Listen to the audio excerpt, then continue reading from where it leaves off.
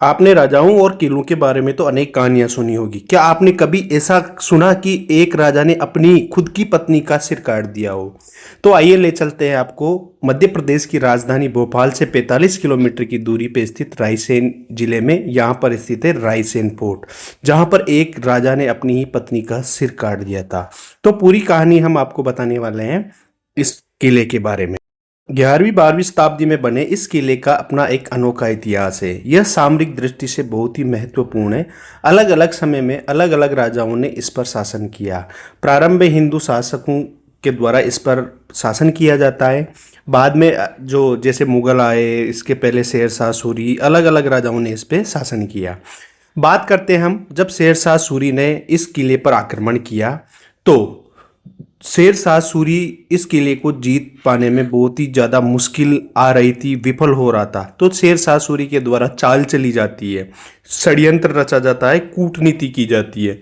जब इस बात का पता यहाँ के शासक पूरनमल को लगता है तो उसके द्वारा अपनी रानी की रक्षा के लिए, अपनी रानी की सतीत्व की रक्षा के लिए अपनी रानी का उसके द्वारा गला काट दिया जाता है और बाद में ये किला शेरशाह सूरी के द्वारा जीत लिया जाता है। लेकिन इतनी आसानी से ये किला नहीं जीता था। ऐसा कहा जाता है कि जो शेरशाह सूरी था उसने तांबे के सिक्कों को गलाकर उनसे तोपें बनवाई थी।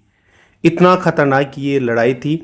इतना आसान नहीं था इस किले को जीतना, क्योंकि एक पहाड़ी पर, सामरिक दृष्टि से बहुत महत्वपूर्ण है और बहुत सुरक्षित किला माना जाता है। पहाड़ी पर ये बना हुआ है और देखिए बहुत ही शानदार किला। इस तरीके से यहाँ पर जल के लिए सीढ़ीदार जल स्रोत बने हुए हैं, जहाँ से आप यहाँ पर जल।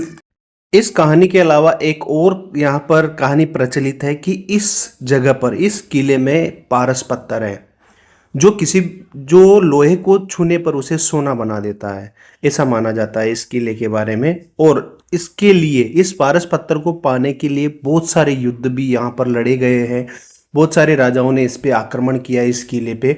आज भी बहुत सारे लोग तांत्रिकों को साथ ले जाकर यहाँ पर खुदाई करते हैं, खोजबीन करते हैं पारस पत्थर को पाने के लिए। और बहुत सारे लोग तो मानसिक रूप से पागल भी हो गए इसकी खोज में। ऐसा माना जाता है कि जो ये पारस पत्थर है, इसकी रक्षा खुद जिन्न करते हैं। और ये जो किला है, यहाँ पर सांप्रदायिक सौहार्द का भी नमूना पेश किया जाता है। यहाँ पर मुस्लिम और हिंदू धर्म दोनों के देवता है और उनकी अलग अलग पूजा की जाती है। तो वर्तमान में ये जो किला है खंडर हो चुका है। देखिए आप इस तरीके से देख सकते हो।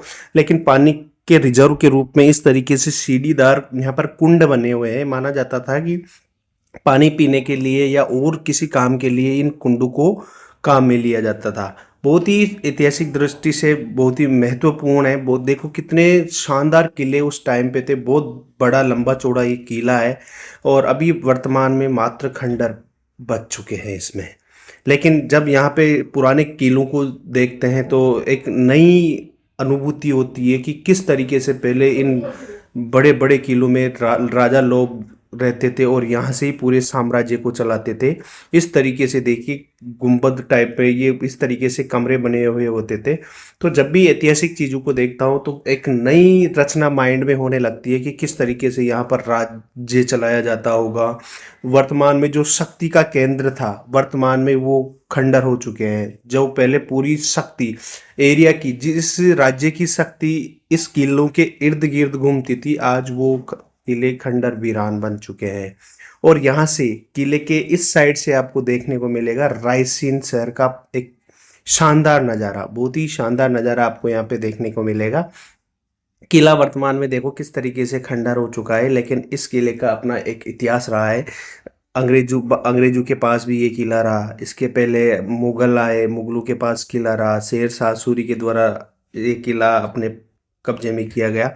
तो अलग अलग राजाओं ने अलग अलग समय पर इस किले में अपना अधिकार किया। लेकिन किला बहुत ही अच्छा है। वर्तमान में तो हालांकि ये खंडर हो चुका है। और हम पचमढ़ी से जा रहे थे, विदिशा के लिए जा रहे थे, वहाँ पर सांची का स्तूप वगैरह देखने जा रहे थे। तो बीच में रायसेन पड़ता है। तो रायसेन का नाम वैसे ही आपको पता है, इसके लिए जाना जाता है। किले के लिए जाना जाता है, ऐसा माना जाता है। और जो स्तूप है वो भी रायसेन जिले में ही माना जाता है, जो सांची का स्तूप है वो भी।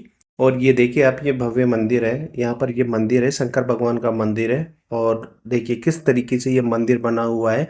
और उस टाइम पे जब राजा थे उस टाइम पे इसका कितना इम्पोर्टेंस होगा इस मंदिर का, देखिए कितना शानदार मंदिर है। आप दर्शन कीजिए भोले बाबा के, देखिए।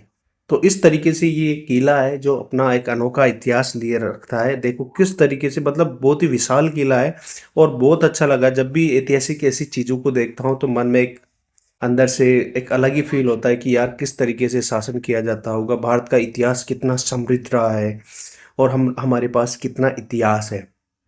तो बहुत ही अच्छा लगा भाई यहाँ पे जाके मेरे को। तो अगर आप भी विदिशा की तरफ जाओ या सांची का स्तूप जाओ, वो भोपाल की तरफ निकलो, तो रायसेन में इस किले में ज़रूर घूम के आना। और अभी जा रहे हैं हम सांची के स्तूप, जो अगले वीडियो में हम आपको बताने वाले हैं। बहुत ही शानदार यात्रा रही यहाँ की।